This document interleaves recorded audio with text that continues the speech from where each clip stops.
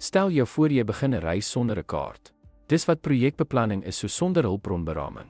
Dis die ruggraat wat tydlyne en begrotings ondersteun, wat verseker dat projekte nie van koers afwyk nie.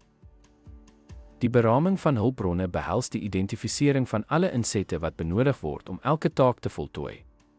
Hulpbronberaming sluit materiale, mannekrag, toerusting en tegnologie in. Dit neem die koste, beskikbaarheid en hoeveelheid hulpbronne in ag. Doeltreffende skatting voorkom tekorte of oorbesteding.